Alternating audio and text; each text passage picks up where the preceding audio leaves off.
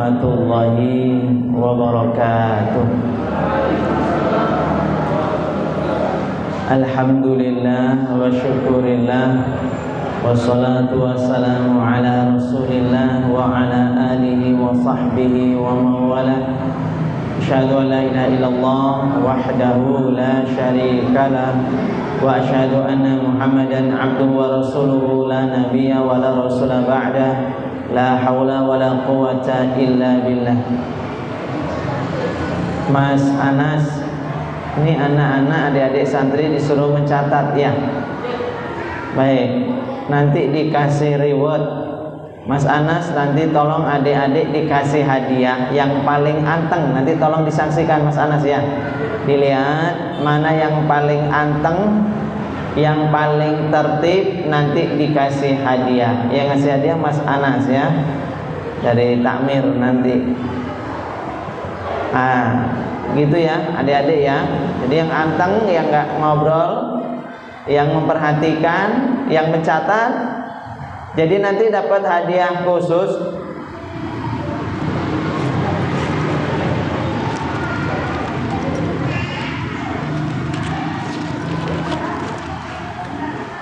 Untuk adik-adik santriwan maupun santri putri, Mas Anas, saya pengen kasih hadiah 50.000.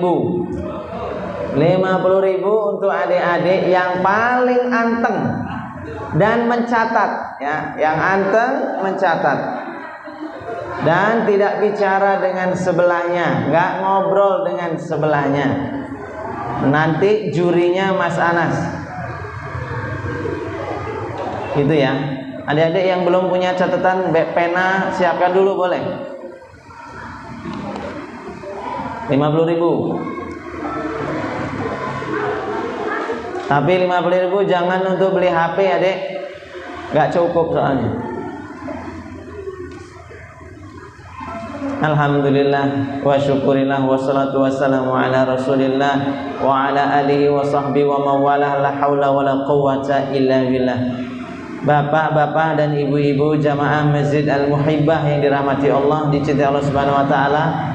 Kita bersyukur pada Allah, alhamdulillah, di kesempatan kali ini kita diizinkan Allah untuk sama-sama melalui ibadah puasa Ramadan, diizinkan Allah bertemu bulan Ramadan, maka ini karunia Allah Subhanahu wa taala. Adik-adik, putra, santriwan, santri putri, perhatikan setiap kalimat-kalimat, setiap cerita-cerita nanti akan dinilai sama Mas Anas. Isi tulisan kalian yang paling lengkap, isi materinya yang paling komplit dan paling tenang, itu nilai yang berhak dapat 50.000. Oke, yang isinya bagus. Kita ini Bapak Ibu adik-adik, alhamdulillah oleh Allah diizinkan ketemu Ramadan. Rasul Shallallahu Alaihi Wasallam pernah, Rasul itu pas mau ceramah naik mimbar, kan Rasul itu ceramah itu mimbarnya nggak kayak gini deh. Kalau mimbarnya Nabi itu ada tangga di depannya, ya kayak masjid gede Kauman gitu ya, ada tangga naik. Masjid-masjid agung kalau di daerah Semarang, daerah Magelang itu seperti mimbarnya Nabi, naik seperti Masjid Nabawi ya, naik. Satu tangga Nabi naik, Nabi mengucapkan amin. Tangga kedua naik, Rasul mengucapkan yang kedua amin. Tangga yang ketiga Rasul ucapkan amin. Sampai di atas mimbar, selesai khutbah Rasul turun. Sahabat Nabi tanya, "Ya Rasulullah, tadi kami mendengar engkau menaiki tangga mimbar, engkau ucapkan amin, amin, amin sampai 3 kali." Nah ini dicatat nih adik-adik. Amin, amin, amin sampai 3 kali. Ya Rasulullah, gerangan apa yang kau ucapkan? Kok kau tadi mengucapkan amin, amin, amin 3 kali? Rasul Shallallahu Alaihi Wasallam menjawab. Apa kata Rasulullah? Kata Rasulullah, tadi ketika aku hendak naik mimbar khutbah ceramah, malaikat Jibril alaihi salam. Siapa nih? Malaikat Jibril alaihi salam turun, lalu dia berkata, "Ya Rasulullah, tolong aminkan doaku ya Rasulullah, aminkan doaku." Maka malaikat Jibril berdoa. Apa doanya Rasul yang pertama? Rasul berdoa, celakalah, nih celaka orang-orang yang bertemu bulan Ramadan, bertemu seperti kita ini sekarang. Orang yang bertemu bulan Ramadan tetapi dia tidak mendapat ampunan Allah, celakalah dia. Masuk bulan Ramadan, berpuasa di bulan Ramadan tapi tidak mendapat ampunan. Maka Rasul mengucapkan amin, amin. Lalu naik tangga yang kedua, Jibril berdoa lagi, celakalah orang-orang yang hidup bertemu bapak ibunya, semasa dengan bapak ibunya, bareng sama bapak ibunya, tetapi dia tidak mendapatkan surga. Maka Rasul mengucapkan amin. Jadi kalau hidup, adik-adik yang masih punya orang tua, hidup kok punya orang tua nggak dapat surga, maka celaka dia. Nyari surga nggak usah jauh-jauh, hadiah dikasih orang tua, dikasih bapak, dikasih ibu, sempat hidup harus bisa berbakti. Kalau nggak bisa berbakti nggak dapat surga, celaka dia, rugi. Mau masuk surga lewat pintu mana? Itu yang kedua. Nah yang ketiga, Jibril berdoa, celakalah orang-orang yang apabila disebut namamu ya Rasulullah, dia tidak bersolawat. Disebut nama Nabi Muhammad tidak bersolawat. Adik-adik kalau disebut nama Muhammad itu jawab apa? Nabi Muhammad Sallallahu Alaihi Wasallam. Tapi khusus Nabi loh ya. Jangan ada orang kenalan namanya siapa? Muhammad. Terus adik langsung bilang Sallallahu Alaihi Wasallam. Nggak berlaku. Ini hanya berlaku bagi Nabi Sallallahu Alaihi Wasallam. Kalimatnya itu maksudnya ke Rasulullah. Itu untuk adik-adik dan bapak kita semua sama-sama. Jadi masuk bulan Ramadan kalau nggak dapat ampunan tuh rugi serugi-ruginya, rugi serugi-ruginya. Karena bulan ini adalah bulan ampunan. Baik, yang ingin saya bahas di sini, bapak dan ibu semua yang dirahmati Allah, adik-adik semua adalah, kan katanya setan itu dibelenggu, ya. Sebagaimana hadis Nabi, idza jaa Ramadan, kalau datang bulan Ramadan, futihat abwabul jannah, dibuka pintu surga, 8 pintu surga dibuka. Wa khuliqat abwabun nar, pintu neraka ditutup. Wa sufidatisy syayatin, setan dibelenggu, setan dirantai. Pertanyaannya, Mas Awan, Pak Ustadz, katanya setan bulan Ramadan dibelenggu, katanya bulan puasa kok setan katanya dirantai. Kok ada orang yang nggak puasa, kok ada orang maksiat di bulan puasa, katanya setan dibelenggu. Yang goda siapa? Penjelasan hadisnya ada dua. Satu deh, yang dimaksud dibelenggu itu makna yang pertama, makna tekstualis, sesuai dengan teksnya. Kalau namanya dibelenggu ya setannya benar-benar dibelenggu. Setan nggak keliaran selama Ramadan, nggak keliaran. Lah terus kalau ada orang maksiat, itu karena dia sudah terbiasa ketika sebelum Ramadan sudah terbiasa ngikuti nasihatnya setan.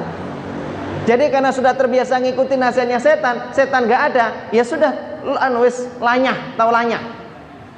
Lanyah ki wis lihai. Apa? Wis terlatih. Cara niki nek numpak sepeda ngebut, goes, adik-adik naik sepeda ngebut, tahu-tahu nggak goes, berhenti menggoes. Sepedanya masih meluncur nggak? Masih meluncur, padahal nggak goes lagi. Begitulah, maksiat ini sering, walaupun yang goes nggak ada, yang goes ini setan memang nggak ada, maksiatnya terus meluncur, ngikuti hawa nafsu. Hawa nafsu terbiasa. Itu makna yang pertama. Makna yang kedua, setan itu terbelenggu maksudnya gara-gara kita puasa, tahu orang puasa banyak larangan-larangannya, maka setan terengah-engah setengah mati nggoda kita susah. Nggoda anak Adam ini susah, ngopo? Dikonyolong kelingan. Astagfirullahaladzim, sik poso, aja nyolong lah, aja nyolong, aja nyolong. Udah batal posoku, ndak dosa, posoku ora diterima. Mikir, enggak jadi engko wae bengi bar buka. Waduh ae nyolong awan atau bengi, tetap nggak boleh. Jadi dia tertahan. Ya. Mau marah, ingat kata Nabi, orang lagi puasa kalau marah katakan aku sedang puasa. Nahan, ojo marah dhisik, ojo marah. Eman-eman puasa nih, eman-eman puasa nih. Setan terbelenggu nih, susah godaan Adam. Nah, ini makna yang kedua. Terbelenggu karena syariat puasa ini membuat kita pandai mengekang hawa nafsu. Nah, waktunya karena tinggal 20 menit kurang lebih. Ini Pak Ustadz mau menyampaikan tentang 5 langkah-langkah setan menggoda anak Adam. 5 langkah step-stepnya. 5 menggoda anak Adam. Ini saya menyampaikan sebagai juru bicara dari setan. Bisa sampaikan ini. Sebaik-baik ngerasani, sebaik-baik gosip itu gosipin siapa? Setan. Gosipin manusia itu dosa. Kalau gosipin setan nggak apa-apa. Kita ceritakan kejelek-jelekannya setan nggak apa-apa. Boleh, khusus setan. Dalam kitab Raudhatut Talibin wa Umdatus Salikin, kitab yang ditulis oleh Imam Ghazali rahimahullahu taala, beliau menulis 5 langkah setan ini, 5 langkah setan. Apa yang pertama langkah setan godaan Adam? 1, setan menggoda manusia. Catat, setan menggoda manusia supaya meninggalkan amal soleh. Allahu Akbar, Allahu Akbar. Setan goda, tiup-tiup supaya ngantuk. Maka Rasul SAW mengatakan, orang yang bangun subuh kesiangan itu karena matanya dikencingi setan. Begitulah setan buat orang itu menunda. Ojo, jangan, males sholat, adoh, panas. Setan berusaha menggoda, jangan. Jomblo juga gitu, dibuat gak nikah ya. Mas Anas perhatikan. Mas Anas sudah nikah. Oh ya itulah, hati-hati nih, tipu daya setan ini pas banget nih. Ojo nikah dhisik. Kondak ngene. Waduh, kowe arek ngenai maem apa? Setan. Kowe maeme urung mandi. Terus setan. Nek wis mandiri baru nikah. Aja saiki. Aja nikah dhisik, eman-eman sik nom. Aja buru-buru milih. Kondak nyesel. Sesuk-sesuk ketemu sing luwih apik nyesel. Aja terus goda, jangan nikah. Berat. Engko nek beda piye? Nek salah pilih jodoh piye? Terus. Itu langkah 1. Kalau bisa ngelewati tahapan pertama ini lewat, artinya orang itu bismillah nikah gitu ya, atau bismillah lah tak mangkat sholat. Setan kan gagal tahapan pertama, nggak nyerah, dia langsung masuk level yang kedua. Apa level kedua? Nggak apa-apa kamu kerjakan, tapi santai, nggak usah buru-buru. Inilah yang menjadikan orang sering sholat telat, terlambat, masbuk. Ini karena kena tahapan kedua. Tahapan pertama dia lolos, panggilan azan Allahu Akbar, Allahu Akbar, dia tetap berangkat, tapi dibuat tertunda-tunda berangkatnya. Nah, ini kena jebakan yang kedua, sehingga sholatnya sering masbuk, nikah sering terlambat. Wong wis wayahe nikah, tenang. Ya ora apa-apa nikah, tapi nggak usah buru-buru. Ini orang tua sering sekali, Pak. Orang tua itu sering sekali, anaknya sudah punya calon, sudah laporan sama bapak ibunya, sudah kepingin nikah. Apa kata orang tuanya? Kamu tuh kenal berapa lama? Alhamdulillah Pak, baru 2 bulan kenal. Lalu kata orang tuanya, ojo buru-buru sik. Kowe melaku dhisik bareng setahun apa piye sampai kenal betul. Malah orang tuanya nyuruh anaknya pacaran. Jangan buru-buru nikah, kenalan sik, teliti dhisik, melaku bareng sik, ngendi-ngendi, men ngerti betul sifat-sifatnya. Ini salah nih orang tuanya. Nah, ini sukanya nunda. Bicaranya ditunda-tunda. Ya adik-adik yang belum sunat berapa orang? Awas. Kalau masih mikir, sunat loro, setan itu yang namanya. Betul. Itu setan. Bisikan, loro, sunat ki loro, sunat ki sakit. Giliran berangkat, ojo saiki lah, ditunda-tunda macam. Nah ini nih. Tipu daya setan yang kedua membuat dia menunda-nunda. Kalau orang ini bisa lewat tahapan kedua, apa ditunda-tunda? Ibadah kok ditunda-tunda? Bismillah berangkat, bismillah nikah, bismillah haji, bismillah apapun itu. Langkah yang ketiga setan nggak mau nyerah. Tipu daya pertama gagal, tipu daya kedua gagal, maka tipu daya yang ketiga apa? Setan membuat dia tergesa-gesa. Mengangkat sholat melayu-melayu karena takut terlambat. Wes apik, tapi dibuat tergesa-gesa. Melayu-melayu tekan kene kesandung, pocrot. Ya toh? Malah pecah, bocor kepalanya, malah urusan. Geruduk. Rasul katakan, kalau masuk azan datang biasa saja, nggak usah lari-lari, nggak usah gebrutuk. Kata Nabi, nggak usah. Kalau nanti terlambat, tinggal disempurnakan. Kalau tertinggal sama sekali, ya sudah tinggal kerjakan. Kalau kau datang ke masjid, yakin dapat jamaah, nggak ketinggalan jamaah. Sampai di masjid ternyata sudah tertinggal jamaah, wis rampung. Maka sholat sendirinya dihitung berjamaah. Itu kata Nabi, janjinya Nabi. Syaratnya dari rumah yakin dia tidak tertinggal. Yakin. Nah yang kedua ini, yang ketiga setan gawe tergesa-gesa, kemerungsung. Bismillah, pokoknya caranya aku nikah nom. Walaupun ini semester piro mas? Semester 6, gak apa-apa nikah. Dibuat apa? Wis bismillah. Aku tak gawe pecah rekor neng kampus nikah termuda. Gawe tergesa-gesa. Akhirnya tergesa-gesa. Bismillah Pak Ustadz, saya pingin nikah. Gara-gara tergesa-gesa, nggak pakai ta'aruf, nggak pakai kenalan. Setelah nikah tertipu. Setelah nikah jebule podo lanange misalnya kan. Waria seko Thailand kan wayu kaya wedok persis. Tertipu. Buru-buru. Macam-macam. Orang yang buru-buru ini bahaya. Ibadah dibuat buru-buru. Apapun itu dibuat buru-buru, terengah-engah dah. Ngaji dibuat buru-buru. Sholat kalau tadi nunda-nunda nggak berhasil, dibuat kayak ndang buru-buru kayak rampung. Wis rampung sholat, assalamualaikum, buru-buru kayak pergi lagi. Dibuat cepat-cepat, terburu-buru.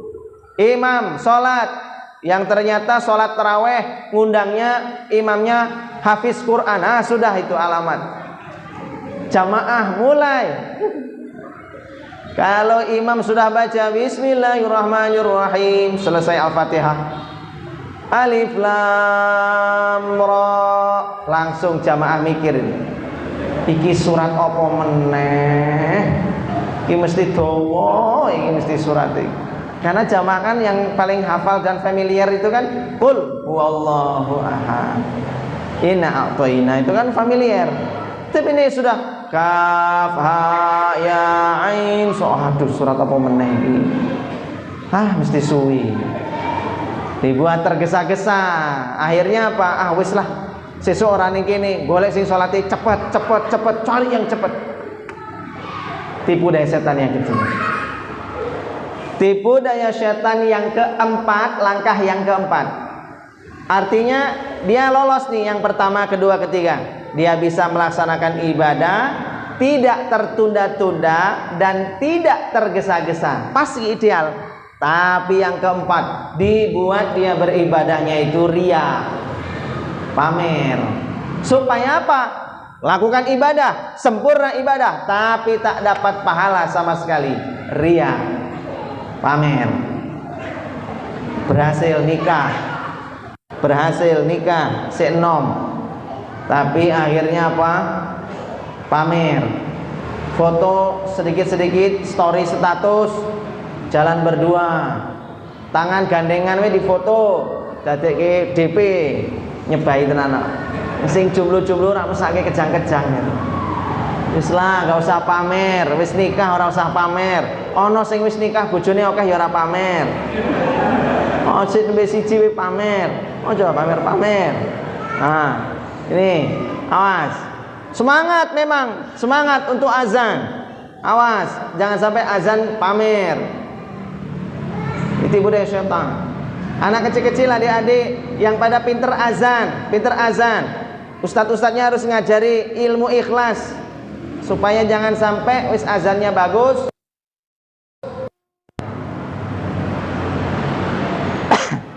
haji umroh gitu sama, jangan sampai niatnya pamer. Pulang haji, wis pakaiannya semuanya putih-putih terus, setiap hari putih-putih. Kalau dipanggil namanya nesu, maunya dipanggil ada hajinya. Saya Haji misalnya ya, saya Haji Awan Abdullah mengundurkan diri dari calon presiden 2000 misalnya. Oh, pakai nama haji pamer ki ngopo haji pamer. Awas, riya. Riya asyirkul asghar, syirik halus. Allahu akbar, Allahu akbar. Wah, azan kuwi kaya ning Madinah Mekah iki. Insyaallah jamaah sing teko akeh. Riya. Awas. Azan itu jangan untuk pamerkan suara yang bagus, tapi untuk memanggil orang supaya datang ke masjid. Ini yang keempat, riya, pamer, hati-hati. Yang kelima, tipu daya yang kelima, dia ikhlas. Maksudnya gini, dia bagus ngerjakannya, tidak ditunda-tunda, tidak terburu-buru, tidak pamer, tapi dalam hati. Nah ini setan langkah yang kelima, yaitu ujub itu artinya membanggakan dirinya, membanggakan amal ibadahnya, bangga dengan amal ibadah sendiri. Nah, itu namanya ujub, bangga. Karena rajin sholat, udah bagus sholat awal waktu, tidak terlambat, tertib sholatnya bagus. Jangan sampai sholat bikin kita ujub, merasa yang paling baik, merasa paling pinter, merasa paling soleh gara-gara rajin sholat. Saya kadang-kadang ada anak-anak muda baru awal-awal rajin pengajian, awal-awal taklim, baru sering-sering sregep taklim, itu Masya Allah baru ngaji, baru sebentar itu sudah ujubnya luar biasa, merasa sholat ki kaya wis seolah-olah delok orang lain gak sholat itu kaya wis ya Allah keh banget ya ahli neraka, ya Allah seliwar orang neng masjid. Kok bisa ya ngelihat orang lain kayak ahli neraka gitu, ngelihat dirinya kayak sudah ahli surga. Ini jangan sampai ngaji ujub, mentang-mentang hafal Al-Quran, jangan sampai jadi ujub.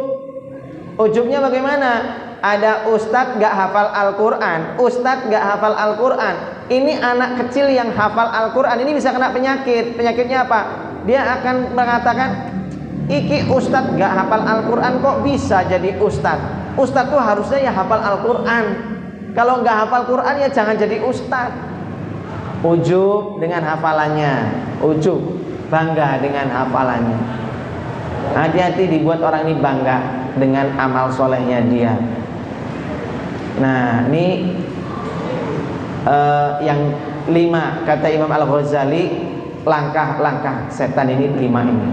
Lalu caranya goda bagaimana? Cara godanya maksiat tadi ada 3 metode. Ada 3 metode yang dilakukan iblis, setan menggoda anak-anak. 3 metode. Kalau tadi 3 langkahnya, step-stepnya 5. Metodenya ada 3. Metode yang pertama apa? Metode yang pertama dibuat dia ini, si orang ini memandang indah hal yang jelek. Ini metode yang pertama. Gimana yang jelek dijadikan indah dalam pandangannya.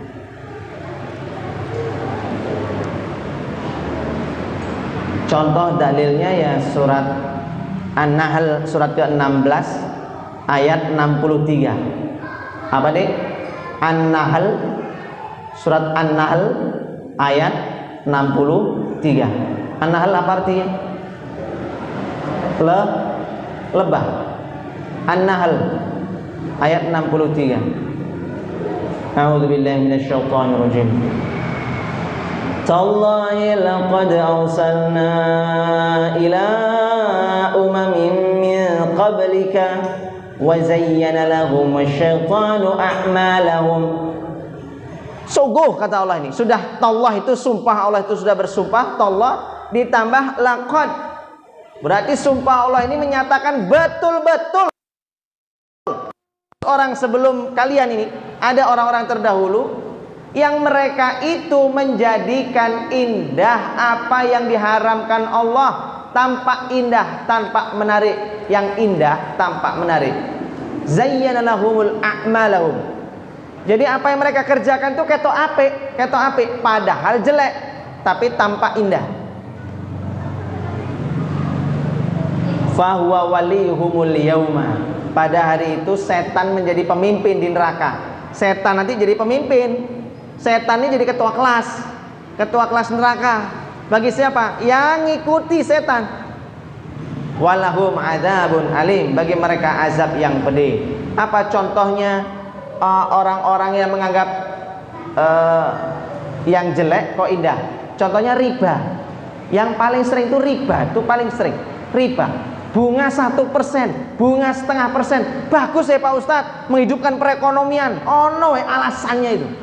Riba ini bisa menghidupkan perekonomian. Kalau nggak ada simpan pinjam RT, nggak ada simpan pinjam PKK, nggak ada simpan pinjam di arisan, di acara kelompok trahaji, wes haji kok masih ada program simpan pinjam berbunga dengan bahasanya macam-macam, administrasi lah, operasional lah, apa segala macam, tidak diterima. Ini bahasanya macam-macam, 0,5%, 1%, ketok indah dalam pandangan mereka. Wa zayyana lahumul a'malahum. Nah ini dia, ketok indah. Jadi jangan sampai. Makanya mereka mengatakan dalam surah Al-Baqarah ayat 276 itu tentang masalah riba, mereka mengatakan qalu, mereka berkata bahwa inna riba mislu innal bai'u mislu riba. Jual beli itu sama dengan riba, podo wae lah. Oh podo-podo golek untung kok, podo-podo golek duit, podo-podo golek duit. Ini sama kayak guru saya dulu. Saya punya guru ekonomi waktu SMA, dia katakan rentenir itu nggak apa-apa, yang penting bunganya jangan gede-gede. Tapi nggak apa-apa rentenir. Kenapa? Lah karena dia minjemi duit. Dia nggak bisa bisnis dia yang ngasih pinjaman-pinjaman. Enak orang dapat duit pinjaman bisa diputer jadi usaha. Masa dia yang muter duit, dia yang kaya, lah yang minjemi nggak dapat apa-apa? Ya maka bolehlah ngasih riba, ngasih bunga. Sing penting yo ojo gede-gede. Ini setan tenan guruku ini. Ini saya punya setan, guru setan ini ya, ini satu ini. Karena dia belum dapat hidayah. Nah, semoga dapat hidayah. Belajar tapi nggak taklim tuh ya kayak gitu hasilnya. Memandang sesuatu yang jelek kayak indah. Itu nauzubillah. Contoh lagi apa? Contohnya lagi kalau kondangan, acara nikahan itu, ketok apik. Apa sih ketok apik? Nek gawe acara misalnya bapak ibu-ibunya dirias, didandan, menor, digawe bulu mata, itep mata itu dawa kaya sapu Alasannya karena ketok indah, tambah cantik Pak Ustadz pakai bulu mata. Wong dalam Islam jelas hukumnya haram menyambung rambut, tapi mereka memandang seolah-olah ini indah. Wis dikasih tahu itu haram pakai bulu mata palsu, nganggo itep-itep itu masih saja dipakai. Nah itulah dia, mereka memandang indah. Setan itu memang begitu kerjaannya setan. Nah makanya jangan sampai kita memandang indah apa yang setan itu Allah sudah haramkan, jangan sampai kita memandang indah. Nah itu metode setan yang pertama. Jadi menjadikan sesuatu tampak indah. Yang kedua metodenya apa? Dibuat rasa takut, cemas. Ini metode setan dalam menggoda. Yang kedua, dibuat rasa takut, dibuat rasa cemas dalam beramal. Karena misalnya gini, mau sholat ke masjid, setan menggoda. Apa bentuk godaan setan? Metodenya dia dibuat, jangan, gak usah sering-sering ke masjid, nanti dikira alim, nanti orang-orang nuduh kamu, nanti dikiranya soleh, nanti dikata-katain temennya so alim. Itu contoh. Dibuat takut, cemas. Waduh, iya yang aku nek sholat gak dikiranya kita dituduh so alim lah, sok soleh lah. Ini dibuat cemas, takut. Allah mengatakan di surat Al-Baqarah ayat 268. Al-Baqarah 268. Dicatat deh, 268. Al-Baqarah surat kedua. A'udzubillahi minasyaitonirrajim. Asy-syaitanu ya'idukumul faqra wa ya'murukum bil fahsya. Setan itu membuat cemas, membuat takut, kamu takut miskin. Ya'idukumul faqra, fakir, miskin. Wa ya'murukum bil fahsya, mengajak kamu berbuat kerusakan. Mau sedekah dibuat cemas. Wah, nanti nek aku sedekah, aku dhewe piye? Aku sendiri butuh.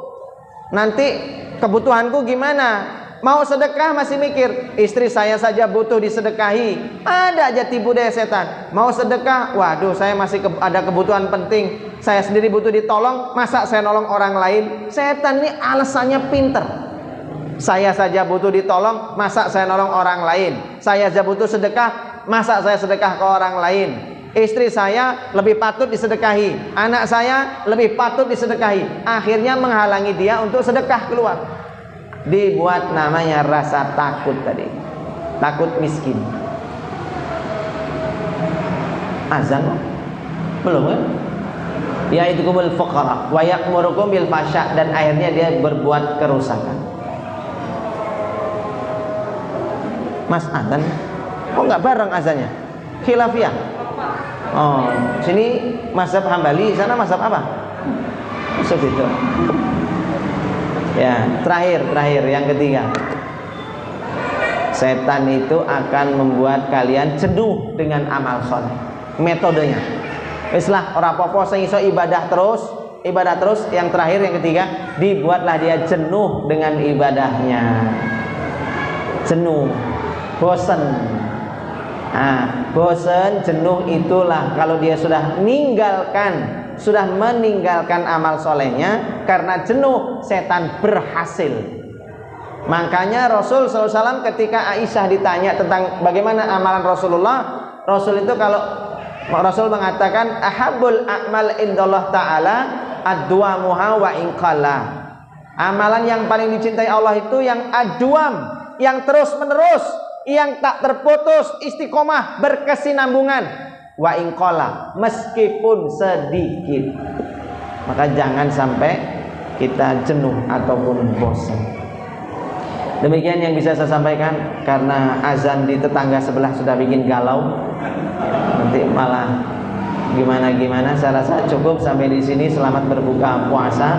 Mas Anas tadi mana? Uangnya saya titipkan di sini. Nanti silakan dicek, dikumpulkan siapa yang paling komplit catatannya dan paling anteng. Terima kasih. Assalamualaikum warahmatullahi wabarakatuh.